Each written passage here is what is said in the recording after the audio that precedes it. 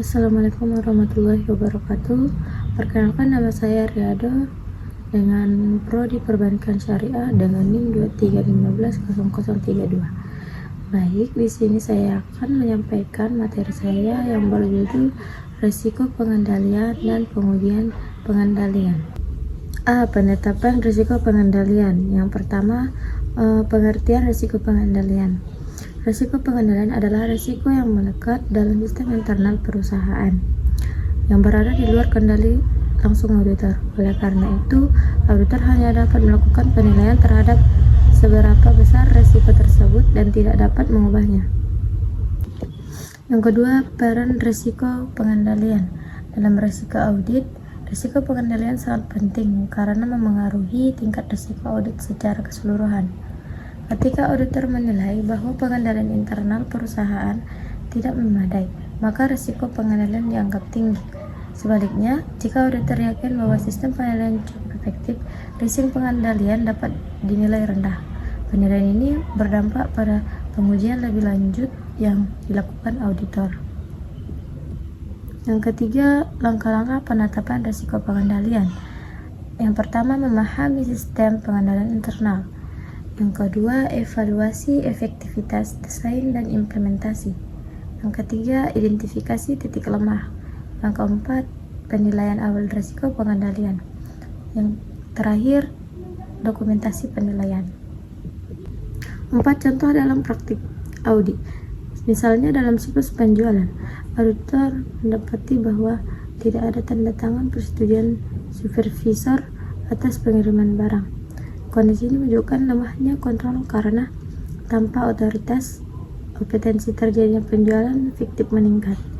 Dalam kondisi demikian, auditor menetapkan risiko pengendalian sebagai tinggi dan perlu memperluas prosedur audit seperti melakukan konfirmasi piutang atau memeriksa dokumen pengiriman.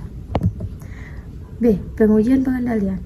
Pertama, pengertian pengujian pengendalian. Pengujian pengendalian atau test of controls adalah prosedur audit yang dilakukan untuk memperoleh bukti audit atas efektivitas desain, pelaksanaan, dan konsistensi pengendalian internal yang diterapkan entitas dalam mencegah dan mendeteksi salah saji material dalam laporan keuangan. Yang kedua, jenis pengujian pengendalian. Yang pertama adalah inquiry. Auditor mengajukan pertanyaan kepada pegawai perusahaan mengenai bagaimana prosedur pengendalian yang dilaksanakan. Yang kedua, observasi. Auditor langsung mengamati pelaksanaan pengendalian tertentu, seperti melihat proses otorisasi transaksi atau pemisahan tugas. Yang ketiga, inspeksi dokumen. Auditor memeriksa dokumen-dokumen yang menunjukkan bahwa pengendalian telah dilakukan, seperti bukti tanda tangan otorisasi, laporan rekonsiliasi, atau catatan audit internal. Yang keempat, reformasi.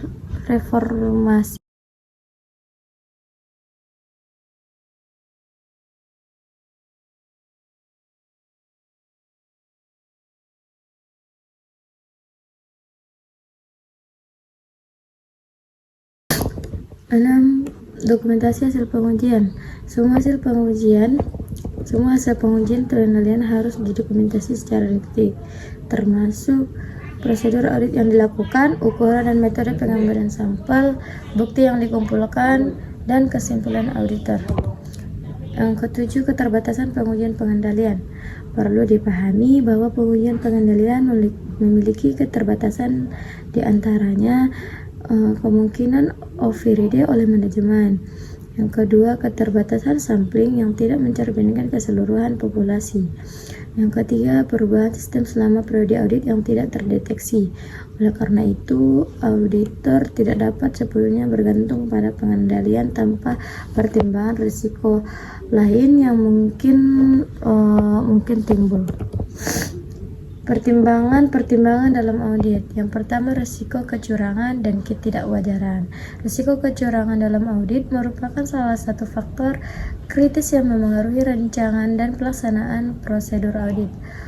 Fraud dapat terjadi dalam dua bentuk utama. Yang pertama, fraud pelaporan keuangan atau financial statement fraud, dan kedua, fraud asset misappropriation. Fraud pelaporan keuangan biasanya melibatkan manipulasi, penghilangan, atau penyajian laporan yang menyesatkan agar mencapai tujuan tertentu, seperti meningkatkan laba atau menutupi kerugian. Fraud asset di sisi lain melibatkan pencurian atau penyalahgunaan aset perusahaan. Yang kedua, ketergantungan pada sistem teknologi informasi atau IT dependency. Perkembangan pesat teknologi informasi telah menyebabkan perusahaan banyak mengadopsi sistem informasi berbasis komputer untuk menjalankan proses bisnis mereka. Penggunaan sistem ERP misalnya memungkinkan otomatisasi berbagai proses mulai dari pengadaan, penjualan, hingga pencatatan keuangan. Walaupun memudahkan, hal ini menuntut auditor untuk memiliki pemahaman yang baik tentang risiko dan kontrol TI. Ketiga, kompleksitas struktur organisasi. Perusahaan dengan struktur organisasi yang luas dan kompleks menghadirkan tantangan pengendalian yang beragam. Dalam grup perusahaan, setiap entitas anak atau cabang dapat memiliki pengendalian internal yang berbeda-beda dan menggunakan sistem yang beraliran. Hal ini memunculkan risiko inkonsistensi dan ketidaksesuaian dalam penyusunan laporan keuangan konsolidasi. Kelemahan pengendalian signifikan pada pelaporan. Kelemahan pengendalian internal dapat terjadi di berbagai tingkat dan bentuk.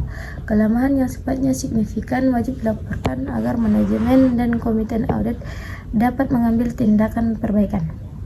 Pelaporan yang baik harus mendetail dan berbasis fakta, sehingga tidak hanya menyampaikan masalah, tapi juga memberikan solusi yang dapat diterapkan. Kelima, materialitas dan risiko audit. Materialitas bukan hanya tentang angka atau besaran saja, tetapi juga terkait sifat informasi dan dampaknya terhadap pengambilan keputusan penggunaan laporan keuangan. Sebagai contoh, kesalahan kecil pada laporan laba rugi mungkin tidak material jika berdampak minimal, tetapi kesalahan serupa pada laporan kepatuhan hukum bisa sangat material meski nilainya kecil.